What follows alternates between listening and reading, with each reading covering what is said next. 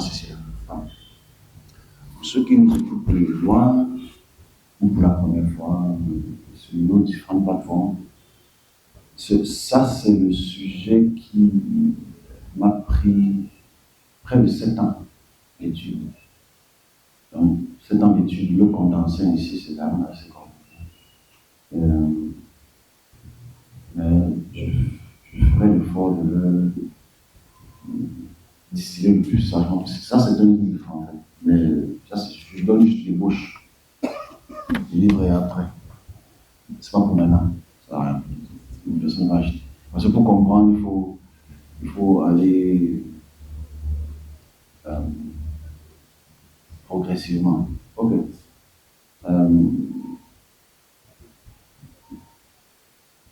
Ce qu'il faut comprendre d'abord, c'est Wapos. Ce mot, ce document m'a été donné en février 2020. Nous sommes à près de 7 ans aujourd'hui. Et près de 6 ans. Près de 6-7 ans, la 7e année. On compte jamais 2020 comme une année. Donc ça fait beaucoup d'années. Il a fallu beaucoup d'études pour comprendre, pour complémenter ceci. Et la semaine prochaine, je vais expliquer pourquoi ce document est très important. Pour le serviteur d'abord. Ensuite, on verra comment ça va parler. Ok. Donc, vous allez lire ça à la maison. Les questions vont automatiquement venir pour ceux qui ne sont pas encore là. Ils vont me poser des questions parce qu'ils sont des révélations souvent. Quand je fais les conférences, mais ils sont dans le taxi, ils écoutent. Ça, non. Ils écoutent tout et pour moi, c'est la conférence la plus importante. Ça, voilà pourquoi je prends trop le temps. C'est la conférence la plus importante. Là, je me suis habillé en motif. Parce que la couleur du papyrus, comme le monde Wapos, était comme ça. Voilà pourquoi je m'habille en motif. J'aime la pression pour cette conférence. Parce qu'ils me regardent tous, pas vous. On me guette, est-ce que tu vas bien faire, est-ce que tu vas mal faire. Donc c'est une conférence trop importante. Bon, ceux qui ne sont pas là, je m'en fous. Moi, c'est ceux qui me regardent. Parce que c'est 7 ans de travail. Okay? 7 ans d'études, 7 ans de... Vous allez voir les manuscrits, les documents manuscriels du 3e, 4e siècle. Tu dois les fréter, tu dois lire le grec, tu dois lire...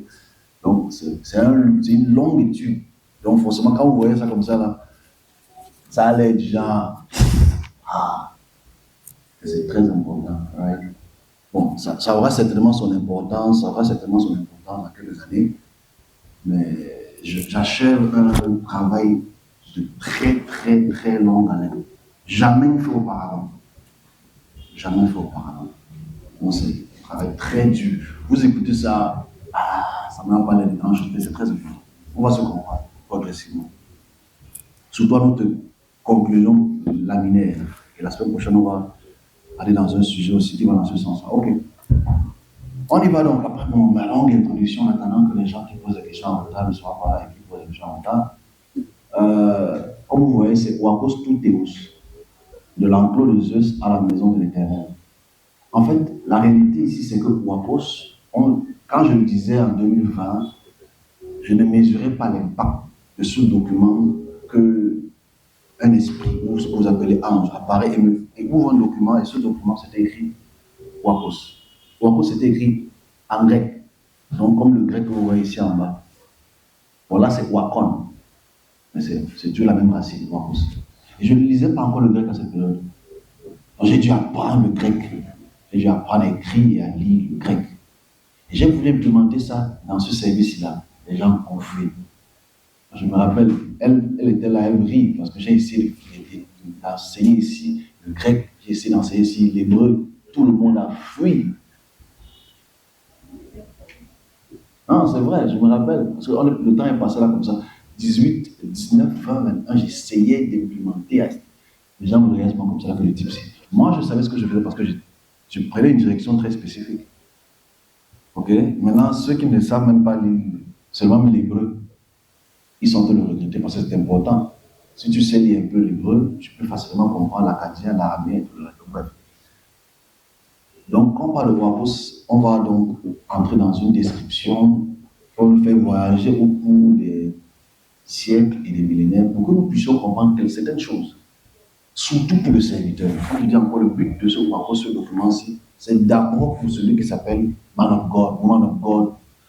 Tous les gros noms qu'on donne, c'est d'abord le document-ci est d'abord pour vous, c'est bon aussi, right? Mais c'est pour eux. Donc on y va. Alors ici, j'ai introduit la conférence comme dit Wakos tout Théos, et je vais aller aussi dans ce sens pour que ceux qui nous regardent à travers les plateformes Facebook puissent aussi recevoir le même document. Je vais envoyer le document tout de suite. Donc, on va dire que ce que je dis ne voit pas. Donc, vous avez reçu le document. Comme ça, vous aussi, vous pouvez lire le document en même temps que nous parlons. Ok, on va rapidement. On a commencé à 10h08. Non, c'est ok. On va commencer à 10h08, on y va. Alors, l'introduction, c'est d'abord la sémantique de Wakos. On introduit Wakos. Qu'est-ce que ça veut dire en fait, en réalité? Et la deuxième partie, c'est le concept grec de Wakos comme cellule de suivi en Grèce antique. Ensuite, on va Wakos contre le polis. Polis, ça veut dire la ville. Okay? Parce qu'il faut comprendre ce que c'est que Wakos d'abord, dans ce sens-là. On va aller dans la dimension spirituelle du Wakos grec. Après, on va aller dans la théologie grecque du Wakos. Qu'est-ce qu'il pense de cette théologie?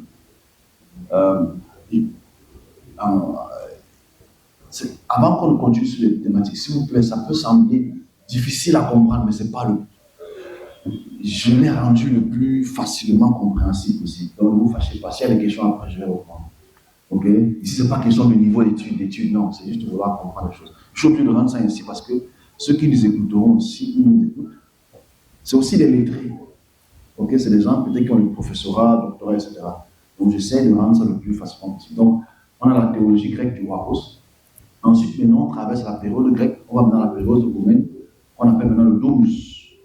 Donc, le concept romain du Wakos qui devient ce qu'on appelle le domus, qui est toujours Wakos. De la famille, on va le pater familias, on va l'appeler clientélisme, on va voir cela. On va le domus ecclesia. C'est là où ça devient maintenant très intéressant. Parce que vous voyez le mot ecclesia. En arrière de rien, vous allez comprendre ce que c'est qu'ecclesia. Ce qu'on appelle à la période le domus ecclesia. Ensuite, on va aller à ce qu'on appelle le syncrétisme judéo-chrétien, c'est-à-dire comment tous ces groupes religieux ou de religions ou de concepts spirituels ont convergé pour donner le Wakos tout Théos. On va voir le temple vivant. On va voir l'adoption aussi de ces concepts. On va voir légèrement ce qu'on appelle la théologie de oikonomia. Le mot oikonomia, c'est ça qui vient du mot économie. Quand tu parles du mot économie, là, ça vient de oikonomia. Donc, maintenant, celui qui sait, quand tu parles d'économie, là, tu vas dire à ton voisin, ça sort d'où l'économie? Ça vient du mot Wakos, économie. Donc, on va conclure et on va faire une ouverture sur les questions-réponses pour ceux qui en ont. Donc, c'est vraiment important qu'on puisse le dire ainsi. Cette méthode de travail, elle est très importante, surtout pour les serviteurs, parce qu'en fait, ici, ce que je veux démontrer n'est pas débattable historiquement, parce que moi, dans mon travail que je fais et que je veux implémenter pour tous les serviteurs qui viendront demain, c'est que tu montres les preuves archéologiques et historiographiques. Quand tu montres ces preuves archéologiques et historiographiques, il n'y a plus de débat, on ne peut plus discuter. Tout ce que tu as fait, c'est dire non, je ne veux pas t'écouter ou que j'ai compris. C'est le but. Parce qu'on m'a demandé d'informer et je passe le temps à informer. Ok, on va continuer. On va maintenant voir la plus vieille découverte du Wakos en Grèce. Ok? Ici, on voit en bas là-bas, ce que vous pouvez lire, c'est à Olène, la disposition de la maison constitue le Wakos. On réalise ici que ici, les chercheurs, les archéologues nous montrent ce qu'on appelle un Wakos. Ça, c'est le début. Okay? J'introduis juste. Wakos dans la Grèce antique, dans la mythologie de la littérature grecque archaïque, Wakos est la possession, la dimension sacrée théologique, mais aussi un foyer humain. Ça veut dire le Oikos, c'est l'endroit où la famille, le pater, le mot pater, là, c'est grec, ok? Le pater et la familia se réunissent, mais aussi, ça a aussi une dimension purement spirituelle. Pourquoi c'est purement spirituel? Dans le Oikos, il y a une structure, une fondation, comme vous la voyez ici, mais hormis cette fondation, il y a différents postes ou différentes pièces que chaque maison dans le Oikos possède. Donc, quand tu construis ta maison à la Grèce antique, tu dois avoir ces différents compartiments. On va se comprendre progressivement. Donc, ici, je montre juste cette partie-là, en expliquant que le Oikos, c'est d'abord le foyer humain, le lieu où s'exprime l'ordre divin sur terre, mais aussi l'endroit où la famille se réunit pour manger, pour dormir et pour adorer. On a pu authentiquement, on va autant pour des festivités, mais tout se passe dans le Oikos. En amont, ce qu'il faut comprendre pour ceux qui écoutent pour la première fois, c'est ceci. À partir de 331, parce que c'est important qu'on remette le contexte dans le contexte, parce que le contexte joue un rôle très important. Ok? Le contexte est si important. La Grèce est le pays le plus puissant au IIIe siècle. La Grèce, Alexandre le Grand domine toute l'Europe du Sud, l'Afrique du Nord, jusqu'en Afghanistan. Ok? La Grèce antique domine. C'est important de parler de domination théologique et domination économique. C'est le cadre. Parce que, quelqu'un peut dire que ça ne nous concerne pas. Je dis toujours par parallèle. Je parle français parce que j'ai été dominé par les Français. Je fais sur un parallèle. Je m'habille comme ça parce que j'ai été dominé. Si j'ai été dominé par les Indiens, je vais m'habiller comme un Indien. Il y a un point ici sur mon visage, peut-être. Donc, nous sommes facteurs d'une puissance dominante qui nous implémente notre façon de voir et de vivre les choses. Nous parlons aujourd'hui ainsi après la domination. Donc, il faut qu'on puisse comparer la domination d'abord que les Grecs ont eue sur tout le monde entier, à part l'Asie et l'Afrique subsaharienne. C'est important. 331, la domination est indébattable. On continue. Donc ici, démontrer donc le Oikos montre que le modèle donc de maison, la fabrication, la fondation d'une maison, d'un foyer, avec les différents compartiments qu'on voit tout à l'heure, c'est important de comprendre comment le Romain vit, comment le Grec vit. Le Grec, quand il se lève le matin, qu'est-ce qu'il fait? Qu'est-ce que son père doit faire? Quelle direction il prend? Comment il prie? Comment il chante? Comment il loue? Comment il appelle la divinité? Donc ici, l'image que vous voyez là exactement, c'est ce qui se passe dans le Oikos. Cette image-ci date de 315 avant notre ère. Donc c'est une très vieille image. C'est sur un potier. Vous savez, là, la poterie à cette période était très importante. Donc on montre comment elle dépose une offrande dans le Oikos. On est ensemble? Donc ici, je montre l'image d'une femme qui est dans un Oikos, qui est dans une maison, ok? Et qui montre comment déposer sur un autel quelque chose, une offrande, une odeur, quelque chose à quelqu'un. Donc on dit, la famille dans le Oikos, il y a le kurios. Parce qu'en fait, le mot kurios, c'est un mot qui est grec. Et le kurios, c'est le père. Ok? L'homme de la maison, c'est le kurios. On est ensemble. Regardez ça, ça va nous aider. Bon, pour nous les évangéliques, qui est kurios? C'est quoi kurios? Seigneur. Ok? Donc, dans l'Oikos, le seigneur de la maison, le kurios de la maison, c'est lui qui opère dans le sacrifice. C'est lui qui opère dans la dimension d'appeler la divinité. On est ensemble? C'est important. Donc, quand tu vois kurios, l'homme, kurios en grec, ici, c'est à la tête de l'Oikos, c'est lui qui opère. Donc, c'est important. Vous allez comprendre ça avec l'aspect polyméen qu'on va prendre à la fin. Kyrios. Et la parole de défendre l'intérêt de son Oikos, maison, dans la police, dans la cité. Et le droit d'assurer la protection des femmes, des mineurs, de lesquels il partage son foyer. Le rôle du Kyrios, semble initialement dévolu au père des enfants et du couple marié qui possède le Wakos.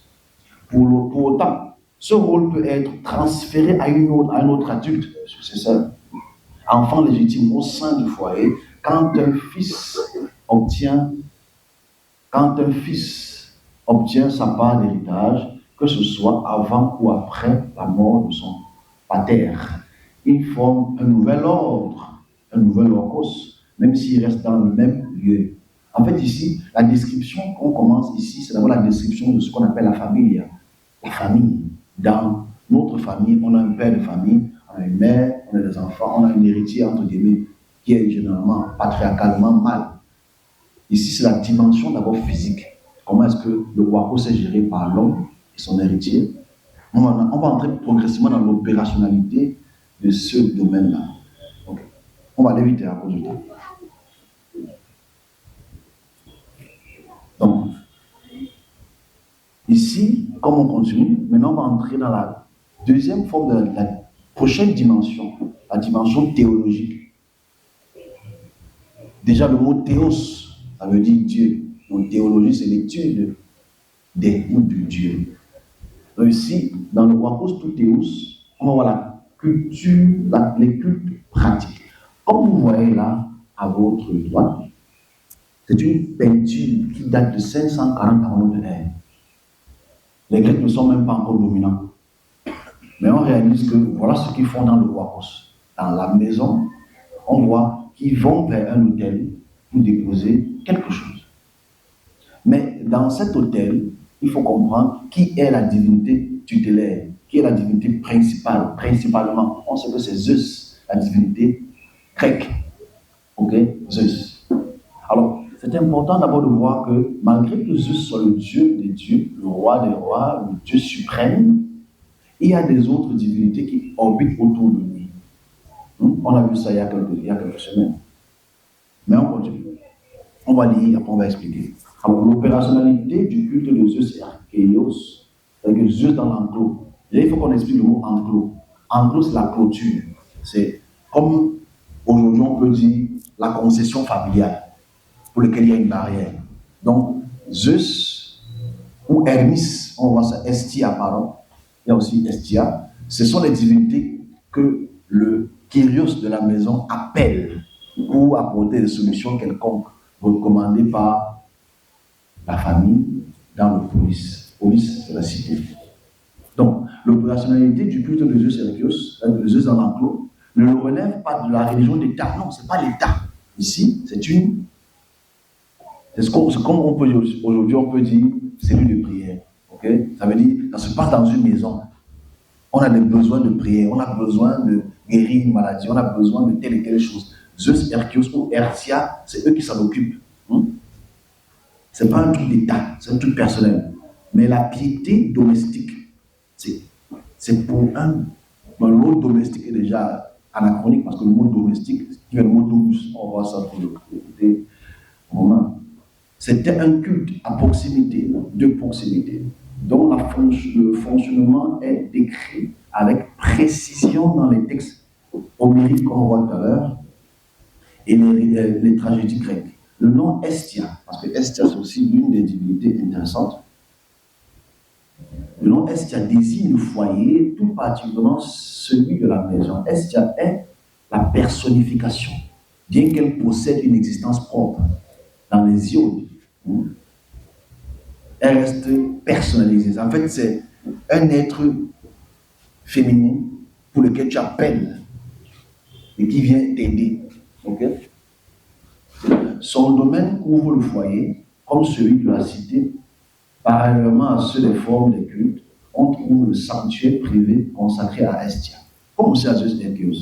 Donc ici, comme on voit là-bas, on vient déposer des offrandes à différentes divinités indépendamment de la police, c'est-à-dire indépendamment du lieu de la cité pour lequel Wakos se trouve. C'est très important de voir à quel point dans chaque maison, il y a des cultes. Dans chaque maison, il y a quelque chose qui s'y passe. Alors, ici, comme on voit, tu as l'image qui est en face, pour laquelle on voit à quel point, parce que je mets toujours la datation en bas. La datation elle est très intéressante parce que il faut qu'on voit à quelle période ce type d'actions sacrificielles ont été posées. Vous voyez, ici, on a 510 à 500 avant l'ère. On voit qu'on prend un petit porcelet, on le dépose sur l'autel. Donc ici, eux, ils sacrifient les porcs. Ouais. On voit le couteau ou l'épée, la machette, pour trancher la gorge du porcelet. On voit l'image. C'est ce qu'on fait dans le Wakos. Ouais. Ok, on y va. Ici, on est plus ou moins dans le Wakos, mais ici, c'est le concept d'abord grec. On est d'abord dans le concept grec. Donc l'autel n'était pas un temple. Non, ce n'est pas un temple encore. Parce que le temple, c'est Namos. Donc on n'est pas dans le temple, on est dans le Wakos. Parce qu'il faut distinguer entre Namos et Naos et Wakos. Naos et Wakos. Donc l'autel n'était pas qu'un temple, mais une structure de pierre ou de briques située à l'ouest. Vous allez voir la cour intérieure, je vais vous montrer ça. Dans la cour intérieure du ciel, à ciel ouvert. Dans le Wakos, il y a un endroit pour lequel on va déposer. Mais c'est dans l'enclos. Ok? L'emplacement, il marquait la frontière entre l'espace sauvage, extérieur, c'est fermé par un enclos, l'espace civilisé de la maison Wakos. Il était le pivot central de la famille dans l'Iliade de l'Odyssée. C'est autour de cet hôtel que les membres de la maisonnée se rassemblent lors des moments de crise ou les moments de fête. Comme on voit, c'est cet hôtel-là qui est fait de pierre pour lesquels on dépose cette offrande. Ok. Le culte était quotidien. Tous les jours, on faisait ce culte. Et rythmait la vie du Wakos. Il y avait ce qu'on appelle la libation, qu'on appelle en grec spondé. Le geste le plus fréquent avant de boire le vin et du repas, les despotes, les chefs de famille, en versaient quelques gouttes sur le sol. Vous vous rappelez l'année parce qu'on a fait les libations. On avait un peu expliqué ce que c'est que les libations. Et vous voyez que les libations, c'est généralement pour tout le monde. En Afrique, on voit les mêmes types de libations. Je vois les sourires, parce que c'est la même chose, on prend le vin, le vin, on verse. Mais là, on est en 500. Les Babyloniens n'étaient pas encore Babyloniens. Les doigts n'étaient pas encore Douala, entre guillemets. Ok? Entre guillemets, il y avait les populations africaines, subsahariennes. On est ensemble. Vous voyez le mot sur le plan qui est identique. Ouais. Boire le vin lors du repas, les despotes chefs de famille en versaient quelques gouttes sur le sol devant l'autel de Zeus. Tu déposes ça devant l'autel de Zeus, devant l'autel du Dieu. La prière, on s'adressait à Zeus Erchios, les mains levées vers le ciel, parce que Zeus, c'est le Dieu du ciel. Right? Donc vous devez comprendre qu'aujourd'hui, quand vous levez les mains au ciel, on n'a pas commencé aujourd'hui. On levait les mains au ciel, on lui demandait pas la conquête du monde, non, mais la stabilité de la maison, la santé des enfants et la protection contre les intrus ou les formes de maladies ou les épidémies. Donc ce type de sacrifices qui sont faits dans les enclos, qui sont faits dans le Wakos, dans la maison, qu'on appelle Zeus, ou qu'on appelle Hersia, ou qu'on appelle Apollon, etc., c'est pour la protection de la maison, pour la protection contre quoi que ce soit autour. Et c'est comme ça que le Wakos opérait dans l'Antiquité. Donc, regardez sur la tête. Aujourd'hui, on a des familles. On prie dans les familles. Qu'est-ce qu'on demande? Les demandes n'ont pas changé. On prie dans les maisons, on arrête les mains. Les demandes n'ont pas changé. C'est plus ou moins la même chose. Mais ce n'est que les noms de ceux qu'on appelle qui ont changé. Okay? Là, on est en Grèce. Ça, il y a 2500 ans, ce qu'on voit là. Ouais. Il n'y a pas encore le christianisme. Donc, on continue. Ici, je prends quelques textes, donc grecs, parce que je veux qu'on lise ce que eux, ils pensent dès ces périodes de grec-là. Moi, je suis allé fouiller avec l'aide du Collège de France, parce que c'est beaucoup, à aussi travailler le plus vite possible. Donc, ici, comme vous voyez déjà à l'image à gauche, on voit une braise, on voit un fourneau. C'est l'autel sacrificiel pour lequel les prêtres ou le père de la famille, ou le pater, ou père, il dépose un sacrifice. On va lire, on voit la partie en haut en grec, la la partie en bas est en français. Et on va voir, donc, vous allez voir, Brotoy ici pour la première. Ça, c'est Brotoy, ça parle de Brotoy. Je se rappelle Brotoy en septembre. Voilà. Sacrifice selon les moyens au Dieu immortel. Brotoy. Laver et purifier. Le côté laver et purifier, c'est un concept très important. Qu'est-ce qu'on lave? Ou qui est-ce qu'on lave? Ou qui est-ce qu'on purifie? Donc, purifier par le lavage. Ok? Donc, aujourd'hui, quand on te purifie en te déposant dans un baptême, il dit non, stop. On n'a pas commencé avec le christianisme. La pureté se fait par le lavage. Ok? Quand tu prends au village, on te lave, c'est pour te purifier. Quand on te baptise aussi, c'est pour te purifier, pour te sanctifier. Tu es une nouvelle créature, alors que tu as le même type de cheveux. Laver et purifier et fait brûler de splendides cuisseaux. Par ailleurs, attirer leur bienveillance par des libations. Donc, pour attirer les faveurs de quelconque divinité que tu appelles, il faut ce sacrifice, il faut ces libations. Des fumigations, des encens. Au moment du coucher, et quand on revient à la lumière sacrée, afin qu'ils aient à ton égard le cœur et l'esprit favorable. Donc, ce qui favorise le Dieu, ce qui t'écoute, selon les concepts grecs, c'est qu'il faut que tu déposes une dimension, qu'il y ait de l'encens autour, et que tu sois purifié d'abord toi-même, lavé, et que ces actions que tu imposes, que tu poses, apportent une faveur vis-à-vis de toi, la famille, dans la maison. Il est important de voir à quel point, voici comment elle est créée. Et je montre une image à côté pour montrer absolument ce que eux, ils ont représenté sur les poutiers. Donc, la plupart des maisons, ils avaient ce type de poutier, hormis qu'ils avaient aussi leurs petites statuettes autour des différentes divinités représentées, mais ils avaient ce type d'image. Okay. Ici, donc, on va maintenant dans le roi pour, après ce qu'on a vu, la première image. Ici, ce qu'on montre là-bas, c'est véritablement comme ça qu'un roi est constitué. Et les différentes parties du roi qui sont constituées, on va voir à quel point il est important de garder cette image en tête. Et je veux que les collègues, mes serviteurs qui regardent ceci, qui vont regarder cela en cachette, qui gardent cela en tête. Parce qu'on voit la prédisposition de comment est-ce qu'un roi est. C'est-à-dire, on voit l'enclos, la grande clôture externe, et à l'intérieur, on voit ce qu'il y a les chambres en haut, il y a la cuisine, il y a l'endroit où on garde, on store le grenier, si vous voulez. On a la salle à manger. On a la salle à manger. On a la salle à manger. Mais ce qui est intéressant ici, c'est ce qui est au milieu. Au milieu de cette cour, on voit des piliers. Et sur ces piliers, on voit quelque chose qui est au centre de ce pilier. Autel.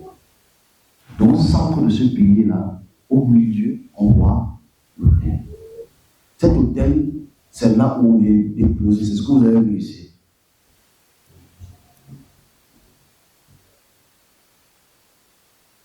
C'est cet autel-là, ou cet autel-ci, que vous avez vu, que vous voyez là. Donc, ici, au milieu, donc, on voit, c'est vrai que c'est en anglais, right? Je pense que vous parlez tous anglais ici. Comme vous voyez, c'est courtyard with an altar.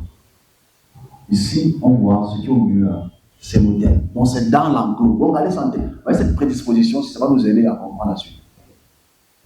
Ok? Je vais lire. Un texte d'Hésiode. Travaux et jours. Il ne pouvait réfréner une folle démesure les unes envers les autres. Il ne voulait pas prendre soin des immortels, les dieux, ni sacrifier sur les autels sacrés des bienheureux, comme il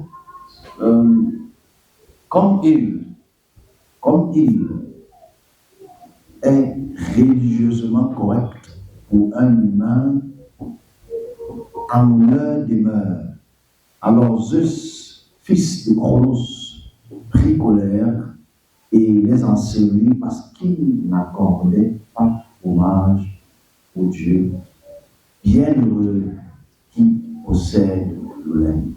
Alors ici, c'est important à quel point on doit voir le fait qu'il est primordial, impératif, que dans le Ouapos, si tu ne déposes pas ton offrande sacrificielle libation et que tu n'agis pas selon les lois grecques, les dieux se fâchent. Donc, il était donc important que dans la construction de ce Ouapos, il puisse y avoir un autel au milieu pour que quotidiennement tu puisses déposer ta libation, ton offrande dans ce lieu. Et dans ce lieu, comme je le dis, il y a des chants. On chante pour la divinité. On prie pour la divinité. On loue pour la divinité. Dans la famille. Et on demande santé. On demande bonheur. On demande protection. Ici, toujours, comme on voit dans cette image, on est au 6e siècle avant de l'ère. Et on voit l'autel et le sacrifice.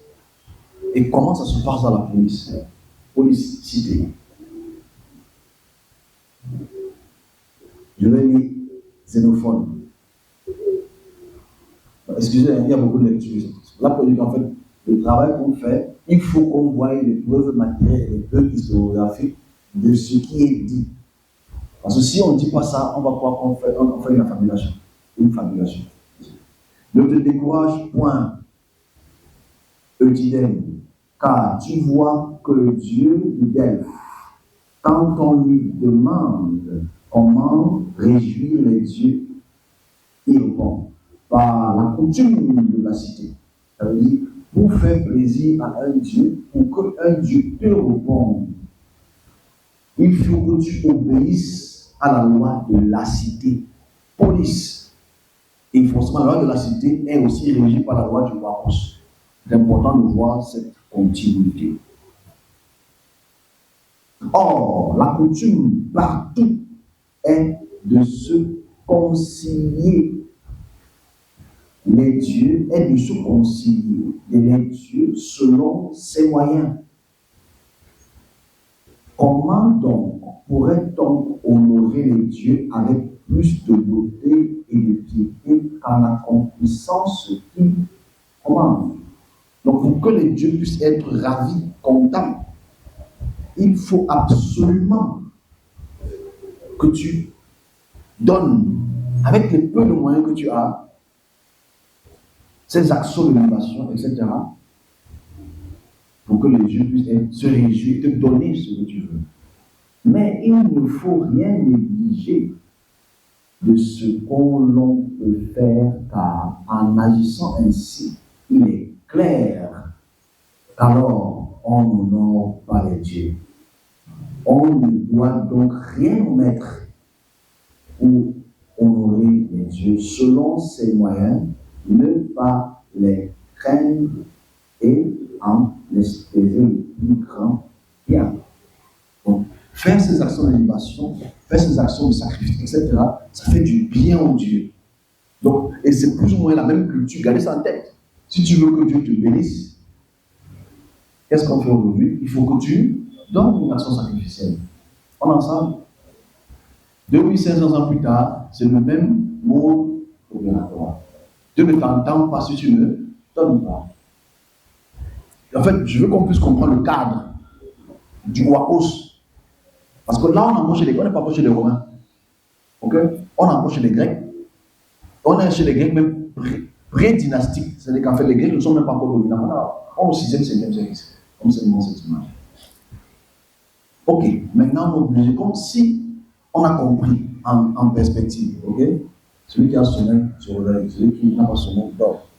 Si on a compris en perspective, si on a compris en perspective ce que c'est que le Ouapos grec, c'est un foyer de famille qui est dans une police cité pour lesquelles, dans cette maison, il y a un enclos, des chambres, des lits, des cuisines, etc.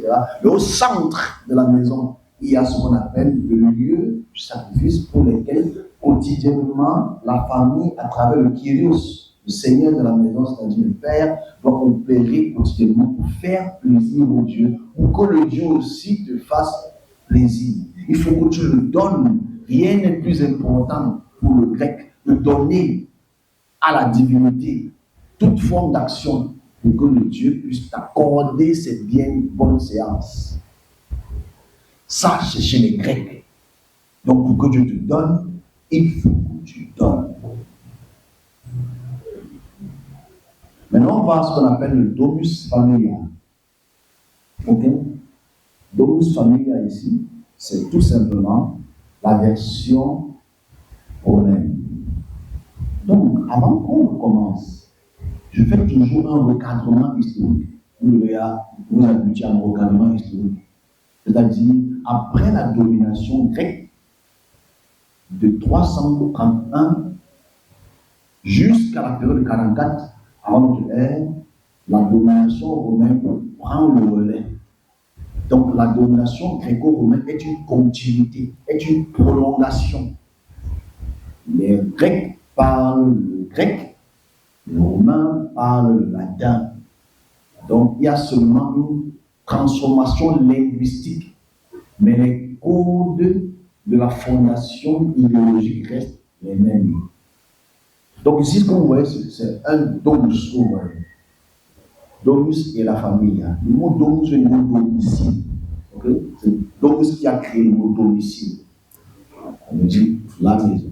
Comme on voit, la domus est la maison, la ville romaine des riches propriétaires, organisée autour d'un atrium central, tandis que la famille désigne l'ensemble des personnes, épouses, enfants, esclaves, vivant sous l'autorité absolue. Le mot esclave, là, c'est très important. Parce que les esclaves vivent avec les maîtres. Et les maîtres peuvent affranchir les esclaves. Ok? Avec le temps que tu deviens citoyen. On va comprendre pourquoi, quand tu lis les évangiles, Paul parle beaucoup d'esclaves. Ok? Parce que le mot esclave est très important, cette dimension spirituelle, cette dimension physique, pardon. C'est à la fois un lieu d'habitation, centre de production économique, et un espace de représentation sociale et politique. Donc, il est important de comprendre le domus, mais si tu as compris le domus, tu as compris le wakos, tu vas automatiquement comprendre le domus, tout en sachant qu'il n'y a que les noms qui changent. Ok, on va maintenant à ce qu'on appelle le domus familial. Alors, je vous montre un domus familial. Là, maintenant, on a la période romaine. On est au 1er siècle de notre ère. Ok? On est au 1er siècle. Et on va voir toujours le domus qui n'est pas différent du wakos. On est ensemble? Je sais, je vais faire vite, ne vous inquiétez pas. Je vais faire vite. On a encore 5 heures devant nous, je vais faire vite, ok? Voilà, c'est bonne chance. Alors, on y va. J'espère que c'est assez grand pour ceux qui sont derrière. Le domus romain intégrait le lieu de culte. Ok? Le domus romain intégrait le lieu de culte, mais le sanctuaire principal de la famille, l'art et la pénale, étaient généralement à l'intérieur de la maison. Ok? Donc on réalise ici que, comme le wakos, le lieu sacrificiel ou le lieu d'adoration est dans la maison. Souvent près de l'atrium ou la cuisine, plutôt qu'à l'extérieur. Cependant, des hôtels dédiés aux divinités protectrices pouvaient exister dans le jardin. À l'Oudomus, on a ce qu'on appelle le sanctuaire intérieur, on appelle l'alarium, que vous voyez à votre la première image à votre deuxième image à votre part. Le lararium, c'est le culte domestique était central, avec un petit sanctuaire, l'arium, souvent situé au latrium. Vous allez voir le latrium sur l'image en dessin. La cuisine, le tablium, où les esclaves et les maîtres honoraient les lards, les dieux des ancêtres. Le sanctuaire extérieur, les familles fortunées pouvaient aussi avoir des jardins, c'était des péristyles ornés de statuettes et des petits édicules religieux. Le lieu de culte hors de la maison, c'est-à-dire les tombeaux familiaux, c'est-à-dire qui partaient après les tombeaux familiaux, les êtres, les ancêtres, souvent situés à l'extérieur des villes, le long des routes, fonctionnaient comme des sanctuaires extérieurs pour le culte des ancêtres. Alors ici, dans cette image qu'on essaie de montrer à votre bouche, vous voyez que le lieu numéro 7, ceux qui voient, la partie numéro 7 là, c'est là où il y a l'alarium. C'est là où on dépose le sacrifice, c'est là où on adore la divinité, c'est là où on adore les ancêtres. C'est à l'intérieur du domus. On va avoir une image un peu plus précise. Ici, comme on voit, c'est l'image plus près de ce qu'on appelle l'alarium. C'est dans cette chambre numéro 7 là, dans cette partie de la chambre, de la maison numéro 7, on voit à quel point il est important de voir qu'on vient déposer les libations, les offrandes aux ancêtres dans cette maison-là. On est dans cet endroit pour lequel on vient lever les mains au ciel et appeler plus Zeus. On appelle Jupiter, on appelle maintenant Jupiter, etc. Et là sont les divinités les plus fréquentes, les plus fréquemment rencontrées dans les sources anciennes de la République. Il y a deux théories qui ont été émises. La première était établir le lien entre les cultes de l'art et les cultes de mort. Le lard domestique serait l'esprit de l'ancêtre qui avait fondé la famille et la protégeait. Donc ça veut dire, dans la culture gréco-romaine, les ancêtres protègent la famille à travers le Dieu principal. Mais l'idée selon laquelle le lard serait l'esprit des ancêtres vient de Varron. L'idée, Varron c'est un écrivain historien. L'idée ensuite largement repose autour des postérieurs. Or, rien de leur apparence ou de leur rite auquel étaient associés n'évoquait un caractère funèbre. Les lards, juste rapidement, étaient faits liés au territoire occupé par les hommes. C'est dans une puissance de territoire. Et ils les protégeaient. Et ils protégeaient que ce soit dans la maison, les chambres, les carrefours, les villes. Présider l'existence de la famille, et là étaient autant attachés à la maison qu'à la famille, puisque là, la famille se déplaçait avec elle. Donc les là sont très importants de voir à quel point on quitte de la compréhension grecque pour la compréhension romaine, mais c'est plus ou moins les mêmes principes. Donc si ces principes sont compris, on peut maintenant aller à la partie la plus compliquée. La partie la plus compliquée, ici, nécessite une meilleure explication. Si on arrive presque à la fin, j'ai rendu ça j'espère, très facile à comprendre, je suppose. Donc maintenant, on va aller à ce qu'on appelle le domus ecclésiae. J'ai fait quelques définitions et je vais un peu entrer dans quelques spécificités pour ceux qui vont nous écouter. Alors, le mot domus, tout le monde qui vient du mot oikos, c'est la même chose, mais ici on parle de domus ecclésia. C'est quoi ecclésia? Donc, on y va. Le domus ecclésia, on retrouve encore du 2e au 4e siècle avant notre temps. De notre ère, le domus Europa est un édifice, comme vous voyez en votre droite, chrétienne, aménagé dans une ancienne maison du numéro M8 de la ville de Dura Europa, sur l'Euphrate. C'est la structure là-bas. Et cette structure, elle est la structure romaine, qui est une structure aussi grecque. Donc ça veut dire les premières maisons chrétiennes, contextuellement, parce qu'il faut comprendre le contexte. Si on est au 2e, 3e siècle, contextuellement, le temple de Jérusalem est détruit. Les peuples dits juifs sont déportés dans la plupart des villes voisines. Donc il n'y a plus de temple, mais il faut continuer à prier. Donc ils ont donc déporté l'idéologie dans les maisons avec les concepts purement gréco-romains.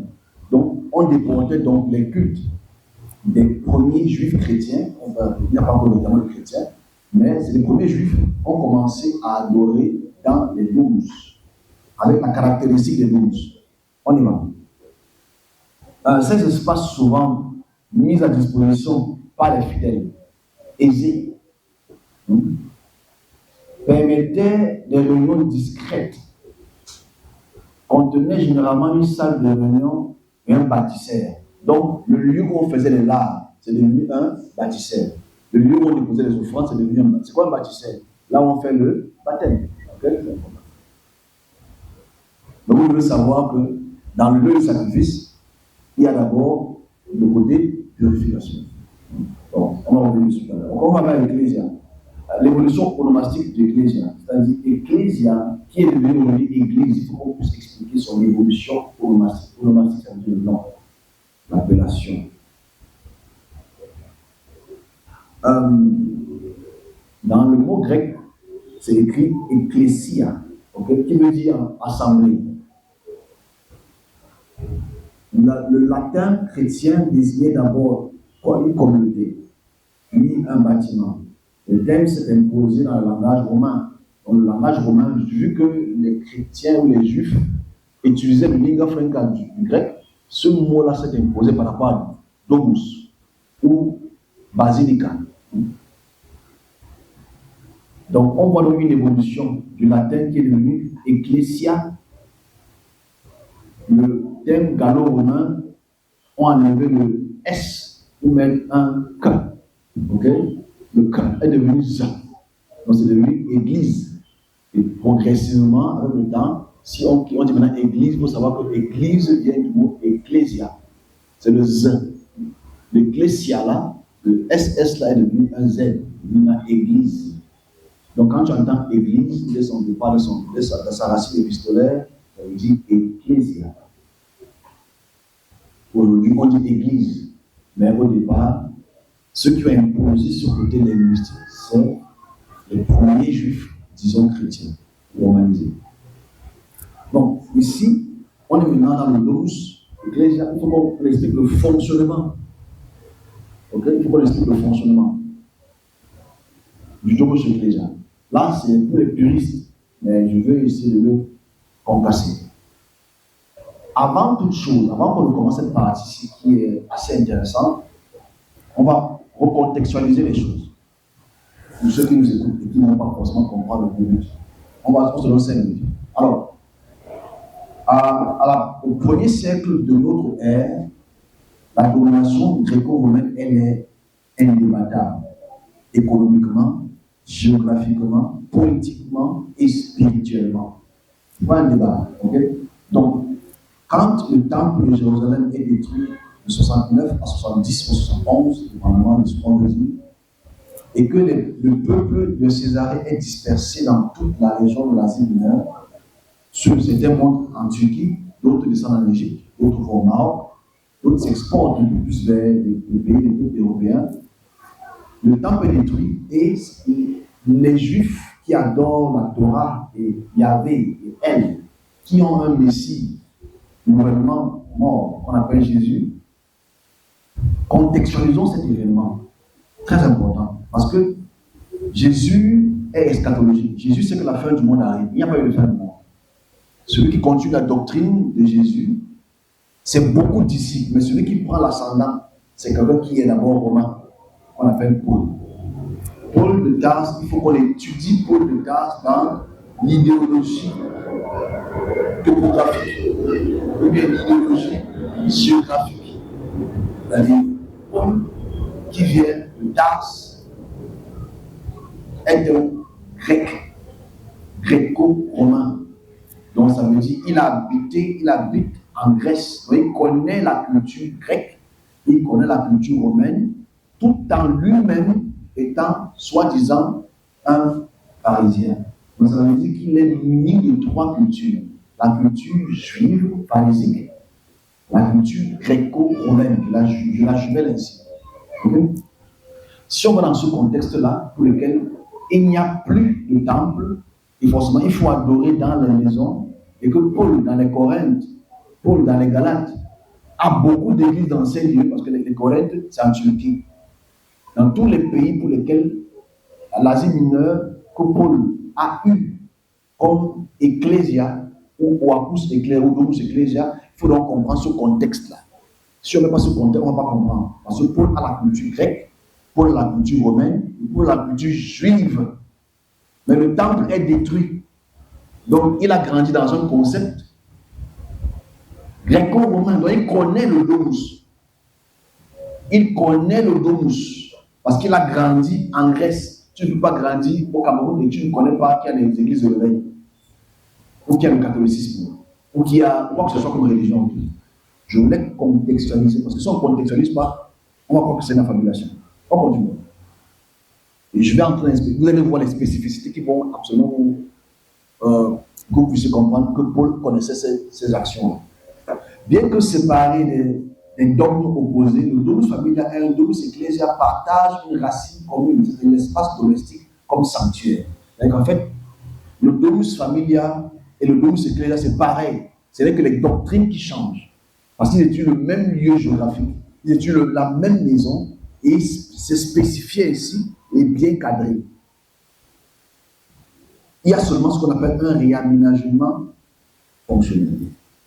C'est-à-dire, dans ce qu'on voit, ce que vous voyez, ça c'est un domus Europa. Les vestiges existent encore aujourd'hui. Vous voyez à votre droite. Ok? On voit la salle d'assemblée. On fusionne généralement deux pièces, souvent le tricinium, la pièce adjacente, pour créer un grand espace capable d'accueillir une communauté ecclésiale pour la liturgie. Ok? Le baptistère, une pièce spécifique, est souvent ajoutée, transformée pour attribuer le bassin de baptême décoré avec des fresques narratives. On va montrer les fresques narratives. Le bon pasteur, la femme du tombeau, les cours centrales, l'ancien atrium, perd sa fonction, la fonction maintenant sacrificielle, et la réception sociale pour devenir un espace de circulation, de transition entre les salles de culte et d'enseignement. Mais il y a une transformation. Et cette transformation est importante de comprendre. Je laisse tabuler un peu. Alors ici, je vais tabuler pour qu'on puisse juste voir la tabulation. Mais à l'image à droite, vous allez voir une très belle image pour laquelle vous voyez l'endroit du baptistère, pour lequel on baptise un enfant. Vous voyez qu'on baptise un enfant. Et cet enfant, c'est bébé Jésus, right? Mais autour de là, ce sont les femmes qui sont autour du baptistère. Alors, j'ai fait un petit inventaire rapide pour que ceux qui vont lire vont peut-être essayer de comprendre. Et ceux qui vont voir ce texte après vont relire le livre parce que c'est très intéressant. Alors, on voit l'espace d'origine, parce qu'on veut différencier entre le domus ecclésial et le domus familial. On voit ici, l'espace d'origine, c'était l'atrium, c'était la cour. Maintenant, ça devenait un cour de rassemblement, l'espace de transition d'accueil. Le tricinium, la salle à manger, devient la salle d'assemblée. La petite chambre annexe devient le baptistère. La pièce d'en haut, la zone de catéchèse. On enseigne les enseignements théologiques. Donc, il y a souvent une transformation du domus familial au domus ecclésial.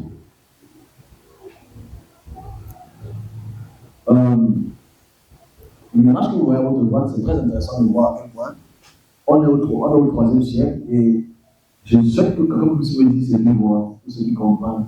Quand il voit l'échelle, les gens montent dans l'échelle et quelqu'un qui est en bas. C'est dans quel passage de la Bible? C'est pas très différent, c'est Jacob, l'échelle de Dieu. Donc, eux, ils ont carrément pris l'échelle, ils ont mis l'échelle, ils ont décidé. Forcément, on réalise à quel point ils lisaient l'Ancien Testament et ils voulaient le mettre en image. En fait. Donc, j'ai juste pris cette image, c'est fun. Pour montrer qu'en fait, dans chaque domus ecclésial, on dessinait dans ce type d'image pour montrer à quel point les textes bibliques sont relatés et qu'on peut vivre les textes bibliques à travers les dessins. Ça, c'est ce qui se passe dans les domus ecclésial. Donc, on voit ici la caractéristique, ici, la divinité. Dans le domus familial, on a les lards, on a la pénacle, on a les génies, les générés, chefs.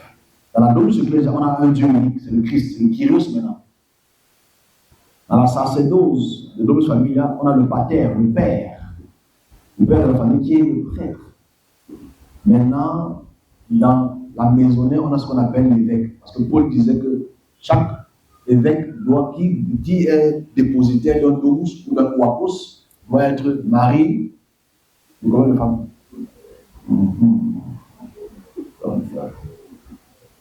Ce n'était pas le sujet, mais c'était important de voir la transition. Que maintenant, c'est l'évêque maintenant, celui qui est le chef de famille maintenant devenait l'évêque. Okay? L'orientation. Tourner vers l'espace de le culte des morts, de l'art, entre guillemets.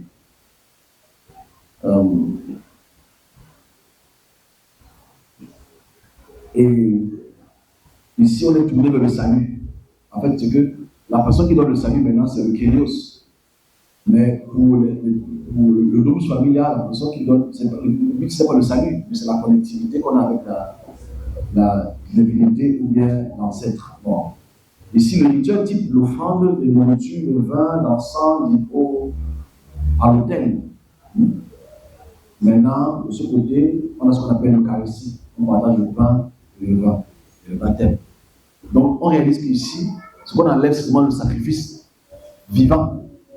Parce que le sacrifice de Jésus, c'est le sacrifice final. On appelle ça le sacrifice non sanglant. On continue à poser fini.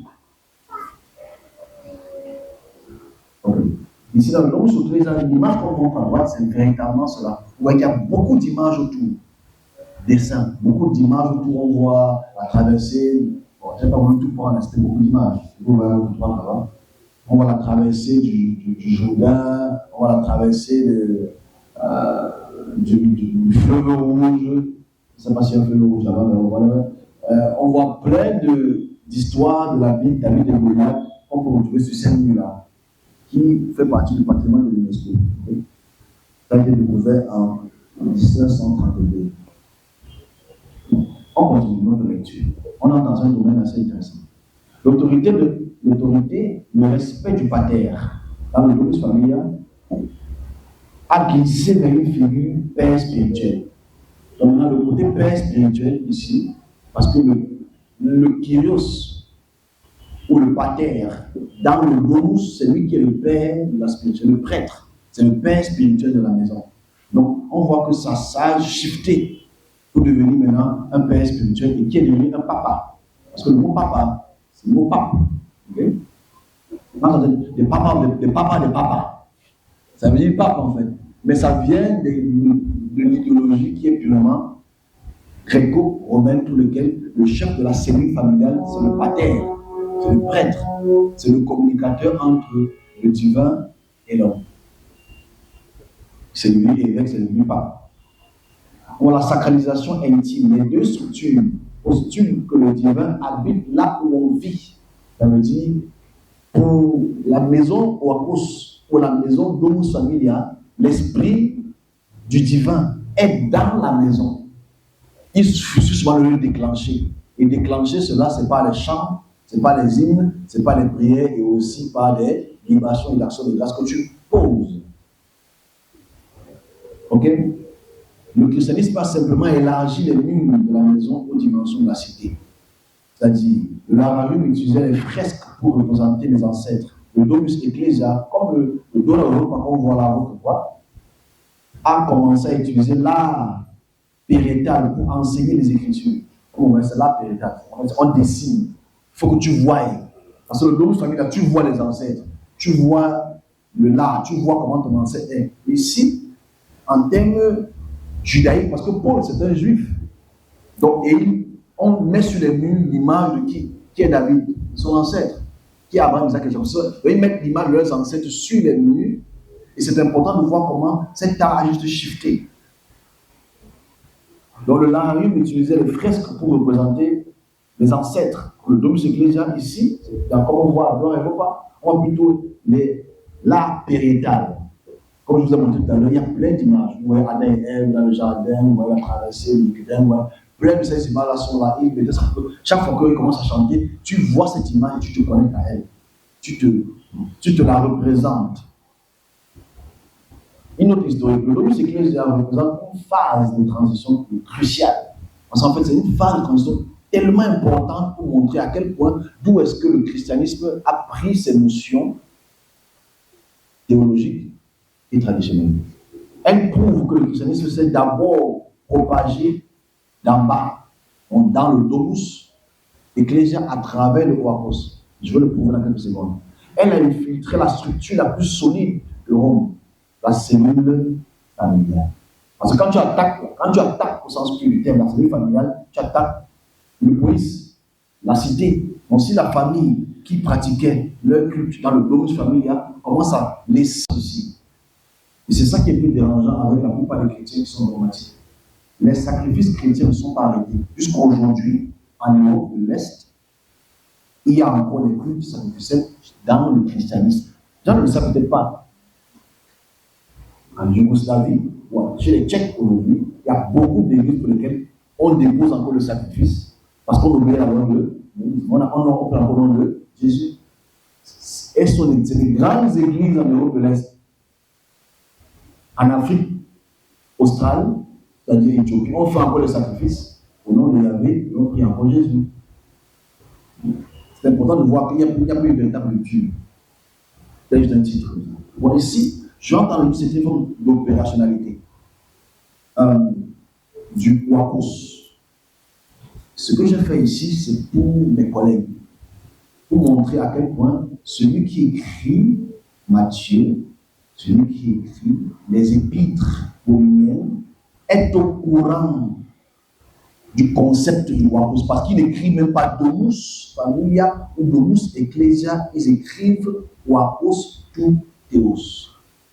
Ça veut dire qu'ils sont à la période romaine, mais n'écrivent pas selon les concepts juifs. Ils écrivent selon un concept purement grec. Donc on va d'abord lire. C'est très intéressant ici. C'est la partie la plus dynamique pour laquelle il faudrait que les serviteurs prennent attention. Mais on a les révélations là, on ne prête plus attention. Dans la Septante, la traduction grecque de l'Ancien Testament utilisait le mot Wapos pour désigner le temple. Il ne disait pas Naos ou Naos, pas Naos, ou Basilius, pas de Basilius. Il utilisait le mot Wapos. C'est-à-dire, quand tu prends la peine de lire Samuel 2, Samuel 7, comme on va dire tout à l'heure, quand tu prends la peine de lire tous les prophètes, la plupart, ils utilisent le mot Wapos. Pourquoi? À cause de l'influence grecque sur les écrivains de cette période.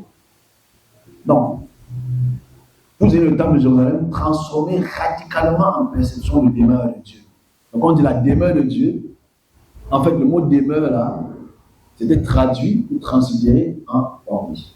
Donc, le glissement sémantique s'opère. Et il est crucial de le comprendre. Le Wapos comme maison de Dieu, ou Wapos tout Théos, dans la Septante, les traducteurs utilisent souvent Wapos pour rendre le mot baït. Vous devez savoir que le mot baït, ça veut dire maison en hébreu.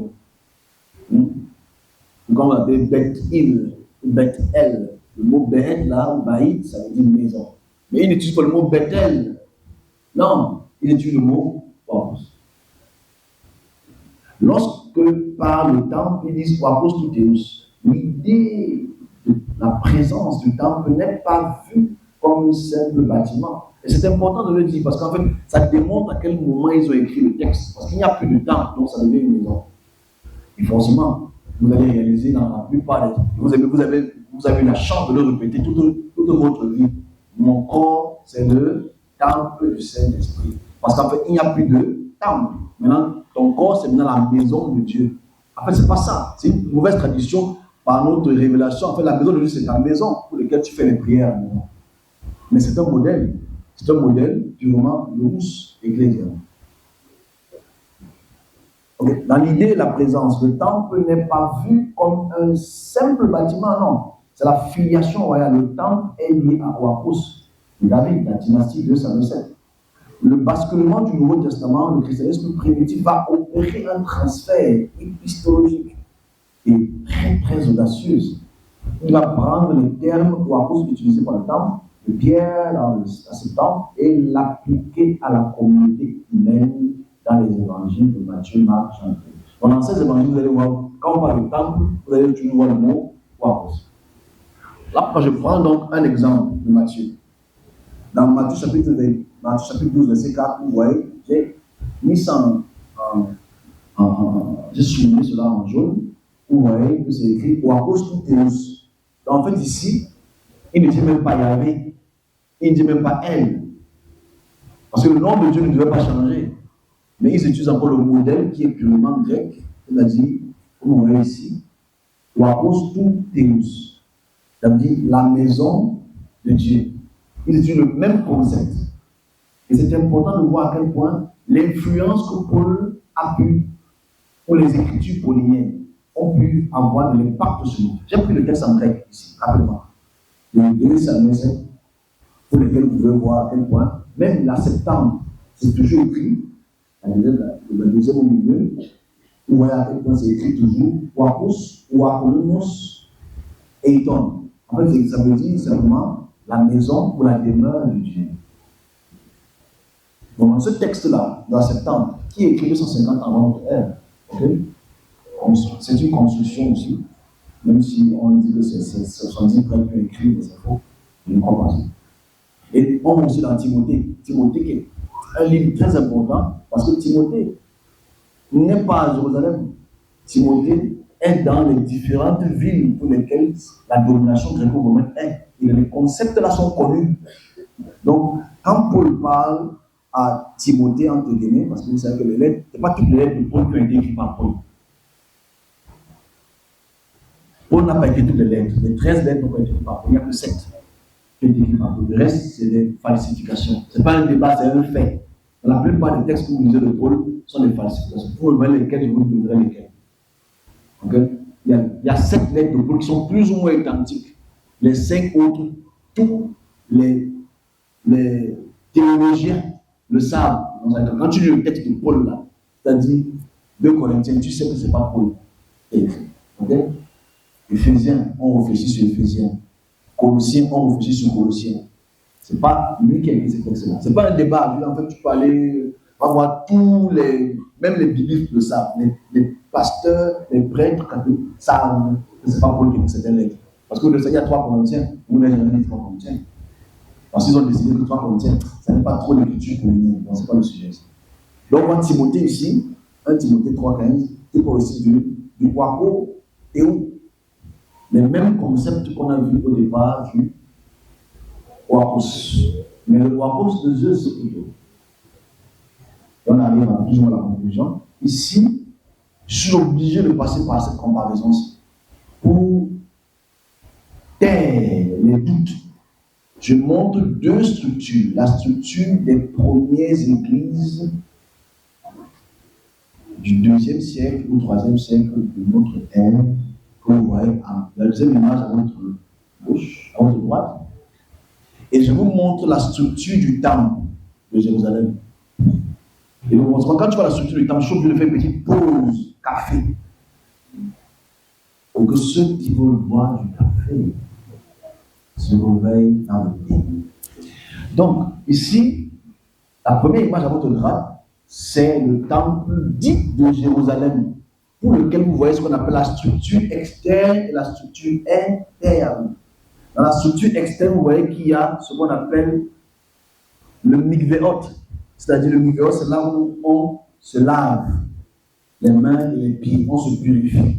De l'autre côté, on voit l'autel. On voit que l'autel et le mikvéot sont à l'extérieur du temple. On est d'accord? Et à l'intérieur du temple, maintenant, il y a la chambre haute et la chambre basse, que vous appelez le saint et le saint des saints, petit pays, right? Le saint des alt. Voilà. On continue. C'était pour parce que le sommeil. Bon, en fait, structurellement, vous voyez que ici, contrairement aux premières églises du 1er, 2e, 3e siècle, on voit que le mikvéot est à l'intérieur. Pas à l'extérieur. Vous savez, les premières églises utilisent encore le même modèle du domus, utilisent le même modèle du Oikos. On montre avec les preuves archéologiques. Donc, en fait, il est donc impossible de dire que le temple de Jérusalem a influencé le domus. C'est impossible. Donc, aujourd'hui, quand tu vas dans une église, tu vois l'autel dans l'église. Ce n'est pas à cause du temple de Jérusalem, parce que l'autel est à l'extérieur. On voit l'autel à l'extérieur. C'est l'autel qu'on dépose l'offrande à l'extérieur. On ne dépose pas l'offrande à l'intérieur du temple de Jérusalem. Donc le modèle utilisé n'est pas un modèle judaïque, c'est un modèle gréco-romain. Je le montre pour que je vois. Le temple, le centre de sacrifice fonctionnel primaire du temple et les rituels sacrificiels c'est l'espace vertical. La communication avec le divin passe par l'Holocauste, effectué par la caste sacerdotale, la pierre lévitique, la prière, les prêtres lévitiques, c'est-à-dire le peuple est un spectateur rite de qui déroule à l'intérieur. Le Domus Ecclesia, le lieu du partage, le Domus Ecclesia, utiliser les principes entre le premier et le troisième siècle est fonctionnel et horizontal. On n'y sacrifie pas les animaux, mais on célèbre l'Eucharistie, les repas du Seigneur. Ici, la lecture et les écritures, la prédication, le baptême, l'apparition du bassin spécifique comme le doigt et le repas. Le repas communautaire et l'aide des pauvres. C'est la discussion qui a eu. Mais tout se passe à l'intérieur. Dans la maison, dans la planque. Donc, c'est important de pouvoir le spécifier ici que le modèle du Ouakos que nous, serviteurs, avons aujourd'hui, n'est pas un modèle de la Torah. C'est un modèle du Ouakos et du Domus Familia. Ce n'est pas un débat. Donc, Paul n'a pas eu révélation. Ce n'est pas une révélation que Paul a eue. C'est une continuité historique. Est-ce qu'on est ensemble? Donc, quand tu fais ta série de prières aujourd'hui, et quand tu dis qu'un hôtel à côté, que tu puisses aller prier à côté, tu te mets à genoux, tu mets les mains en l'air et que vous déposez les offrandes sur l'autel, ce n'est pas un modèle juif, c'est un modèle du Ouakos, Domus Familias et Domus Ecclesia. Donc Paul n'a pas eu de révélation. Paul, c'est pour moi le plus grand sacrificateur de serviteur. Il nous a sacrifié dans l'autel de Zeus. Parce qu'en fait, c'est lui qui a imposé ce modèle. C'est un modèle imposé par Paul sans qu'on ne prenne en considération que Paul, c'est un gars qui vient de Tarse. Vous voyez, la culture gréco-romaine. Il n'a pas mis, vu que le temple est détruit, il n'a pas imposé que si on veut faire les cultes, faisons les cultes according, selon les principes du judaïsme. Non, ils ont fait les cultes selon les principes du Ouakos et du Domus. Ce n'est pas un débat, c'est un fait, parce que je montre des preuves. On continue. Ici, je montre toujours la véritable structure du temple de Jérusalem, pour lesquels on voit plus ou moins la même structure, le Mivéot et l'autel, et l'intérieur du Saint des Saints, qui n'est pas la même structure que le Domus, le repas, qui est l'un des plus grands vestiges pour lesquels on voit comment les premiers chrétiens réagissaient. Agissaient, priaient, les fresques sur les murs, etc. La divergence ici, je mets la divergence, parce qu'il y a des divergences, il y a les convergences. La divergence de la fonctionnalité. Le temple est le centre du sacrifice. La fonction primaire du temple est le rituel sacrificiel. C'est un espace vertical, c'est-à-dire du prêtre à la divinité. La communication avec le divin passe par le cours de sacrifice effectué par celui qu'on a vu, c'est-à-dire le prêtre, qu'on a vu tout à l'heure. Donc en fait ici, ce qu'il faut prendre en considération, c'est la structure que je vais essayer de montrer. Bon, je vais expliquer les transformations qu'il y a dedans. Alors, cette image elle est petite, mais vous allez me dire, ouais, ce que ça en commun pour vous. C'est une image qui se trouve dans les premières églises, parce que, comme je l'ai dit, dans chaque église ou domus, église, il faut une image d'une écriture sacrée. Alors, on voit un bovin, on voit deux personnes. En présent, qui ont sacrifié qui. Bon, je pense que ceux qui connaissent bien la Bible vont le déterminer. Alors, on va à la transformation de l'espace domestique. On a vu. Je vais vous livrer la quelques minutes. La transformation de l'espace domestique. Comme on a pris l'exemple du Doha et Europa, ici, tout à l'heure, et le temple, je peux le faire, cette comparaison-là. La transformation de l'espace domestique. Doha et Europa, une maison privée de style romain. Et en fait, ça, le style romain pour lequel on connaît les différentes parties de la maison. Et à quoi c'est les différentes parties de la maison? Chaque pièce est importante pour chaque construction de chaque personne qui habite dans ce police, cette cité, construit la maison. C'est comme aujourd'hui, on a le même modèle de maison. On a ensemble, on a une chambre, un salon, une douche, une cuisine, etc. Les maisons sont conçues par ce type de modèle. A été modifié pour répondre aux besoins de la communauté. Contrairement au temple de Jérusalem, qui séparait strictement le sacré du profane par les murs monumentaux, ici le sacré s'invite dans l'espace. Et ce sacré qui s'est mis dans l'espace, c'est la même structure. La salle d'assemblée, 2 pièces ont été réunies en bâtard le mur pour créer une salle très longue, pouvant accueillir environ 60 personnes. À une extrémité se trouvait une petite estrade pour l'évêque ou le lecteur. La cour centrale servait de zone de transition de distribution vers les différentes fonctions de la communauté, c'était la charité et l'enseignement. Le baptistère, la cour de l'iconographie, le cœur de l'iconographie. L'élément le plus fascinant de ce domus est sa petite salle de baptistère, richement décorée de fresques, on l'a vu tout à l'heure, alors que le temple de Jérusalem interdisait toute forme d'image. C'est anéchoïque. Vous voyez que donc, le modèle n'est pas vraiment suivi. Si dans le temple d'une divinité, la Bible te dit on ne veut pas d'image, mais eux ils mettent des images pour leur représentation, ça veut dire qu'ils ont suivi quel modèle? Ils ont suivi un modèle qui est vraiment réconforme. On est ensemble, non? Le bon pasteur représentait portant une brebis sur l'épaule, symbolisant le Christ sauvant l'humanité. Cette image était dans toutes les fresques, en fait. La guérison des paralytiques, parce qu'en fait ici, on montrait les images pour lesquelles Jésus guérissait les paralytiques, etc. C'était pour montrer à quel point Jésus était puissant. On est ici au 4e siècle. La marche sur les eaux, les femmes qui vont au tombeau.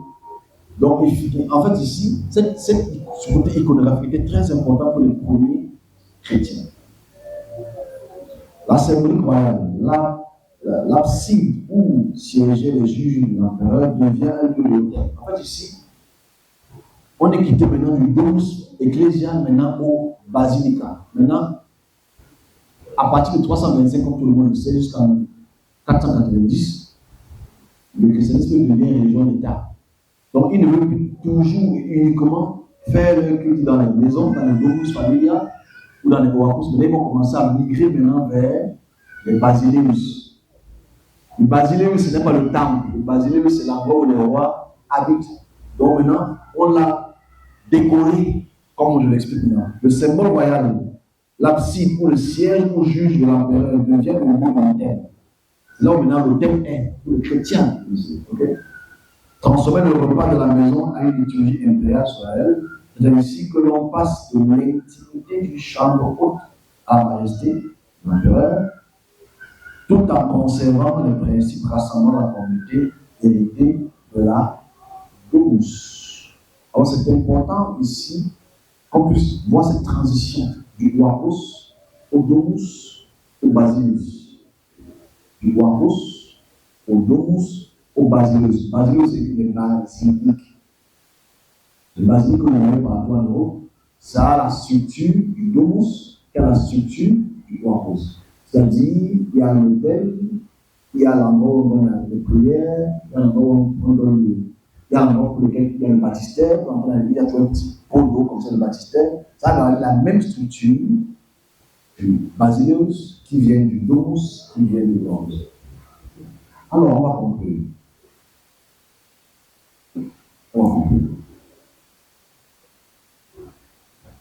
C'est une conclusion que je vais réitérer. Et je vais expliquer pourquoi cette conférence du oikos est pour moi la plus importante pour le Seigneur. Alors, les fondements du temple de Jérusalem en 70 créent un vide. Et l'absence du vide est importante. Parce que le vide, les hommes ne peuvent pas rester sans créer quelque chose. Quelque chose se crée toujours après.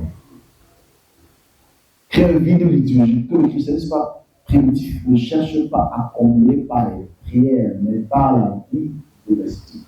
Il n'y a plus de temps. On ne peut plus sacrifier dans le temps. Mais il faut qu'on restructure notre façon de faire les choses. Maintenant, malheureusement, selon les concepts purement gréco-romains. Ce basculement opère une fusion sémantique et spatiale. Il est dit, l'écho du oikos du théos, la maison de Dieu, jadis localisé dans le sein des saints, migre et s'incarne dans le domus romain.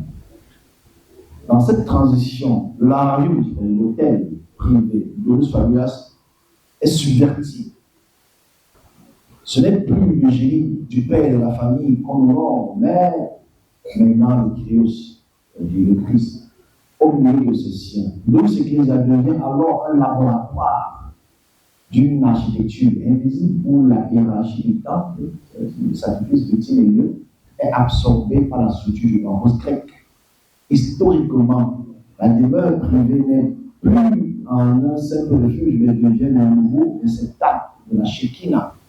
C'est quoi la Shekinah? La manifestation de la divinité qui vient dans le mur. Vous aimez bien chanter la Shekinah, je pense. Je pense que les gens ne savent même pas tout ce que ça dit, Shekinah. Mais comme le pasteur chante Shekinah, vous faites Shekinah. Donc, ce n'est pas Shekinah. Le sacré réside plus dans le monument exclusif, il se transmet dans la structure même de la vie quotidienne. Vous appelez ça quoi? Vous appelez cela quoi? Saint-Esprit descend parmi nous. Donc on veut que le Saint-Esprit descende parmi nous. Qui est la même chose que le Corpus Herméus. Dans la vie quotidienne, en devenant une église domestique, la maison transforme le rythme, le mode de vie, prouvant que lorsque le temple tombe, c'est l'assemblée des fidèles qui devient l'unique édifice indéstructible. Alors, cette conférence est intéressante parce que la structure pour laquelle on se trouve en train de prier et sachant que c'est la structure donnée par Dieu. Donc, quand tu vois qu'un Seigneur te dit que Dieu m'a dit de construire un hôtel, Dieu m'a dit de construire ça comme ça là, Dieu m'a dit, sache qu'il te ment. C'est une structure qui est déjà existante depuis plus de 700 ans. 2700 ans. C'est une vieille structure pour laquelle, depuis Zeus Archéos, jusqu'à la période romaine, jusqu'à aujourd'hui, ça se perpétue de siècle en siècle, de millénaire en millénaire. Donc il n'y a pas de révélation dans le roi. Donc ce que nous faisons aujourd'hui, qu'on entre dans l'église, on va vers l'autel, on s'agenouille vers l'autel, on lève les mains à l'autel, c'est une conception qui est purement grecque. On a seulement enlevé le sacrifice. On a mis un sacrifice non sanglant parce que Jésus est mort pour le péché. Son sang que tu asperges partout. Blood of Jesus, blood of Jesus, blood of Jesus. Donc il y a la structure du roi, c'est importante pour le serviteur. Donc la réponse ici, on a posé la question, ok, si la création, le créateur réprimande le roi, qu'est-ce qui est lieu de faire? Comment est-ce que le serviteur, parce que là maintenant c'est la suite, comment est-ce que le serviteur devrait vraiment réorganiser son service, pas par respect au Wakos, domus familias, mais maintenant par respect stricto sensus au service. Et allons-y tout loin, parce que je vais expliquer une chose que l'explication prochaine. On a fini. Si nous avons un modèle Wakos, et que ce modèle Wakos spirituel dans les différentes fonctionnalités qu'on appelle, on appelle donc qui? Qui est-ce qu'on appelle le descendre? Puisque c'est un modèle qui est gréco-romain, ça sert à quoi que celui qui a tout créé descende? Quel est l'objectif qu'il descende et qui brûle tes cheveux? Quoi l'objectif? Pour les gréco-romains, c'était important parce que c'est lui qui descend pour t'apporter les bénédictions, les guérisons et tout ce que tu recommandes dans le Wakos. Le Saint-Esprit est là, je sens le Saint-Esprit. Le Saint-Esprit est là, je sens le Saint-Esprit. Et c'est un modèle en fait. C'est un modèle pour lequel elle a évolué, mais c'est transmise. Le Wakos, c'est l'un des enseignements les plus importants de notre génération, jamais fait depuis 3000 ans. Parce que ce modèle, si on n'arrive pas ce modèle, ça va être un modèle maintenant chinois. On ne se comprend pas, on se comprend. Si la prochaine puissance est les Chinois, ils ont aussi les hôtels. Qui est plus ou moins structuré comme le Wakos. On va souvent repartir avec les sacrifices sanglants. Mais la structure va rester la même.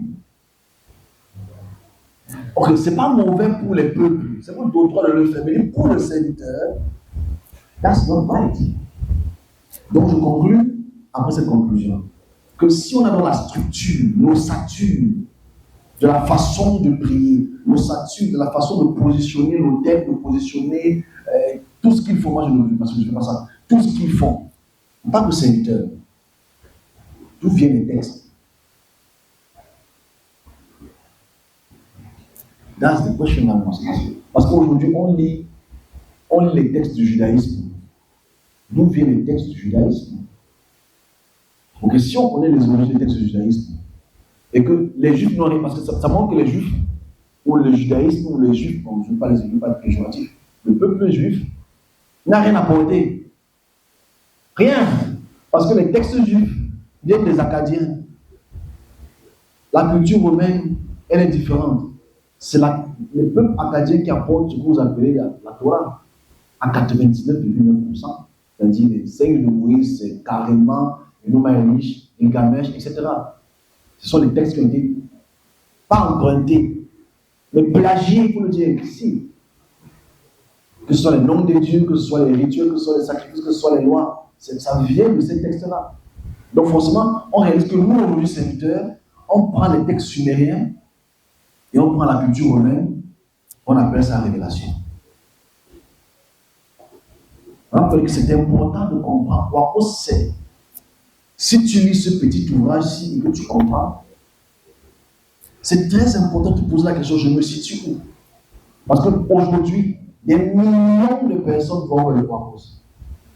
Ils vont lire un texte Wakos, c'est traduit en français. Tu ne sais pas comment on dit maison là, ça veut dire Wakos.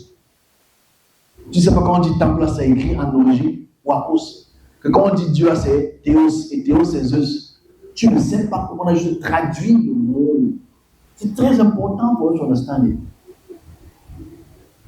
Et quand tu vois un de mes collègues, on va faire ça un petit minute tout à l'heure, dit certaines choses qu'on va faire tout à l'heure, on a des vraies questions à se poser. Donc j'ai fini avec cette très belle conférence, très importante conférence.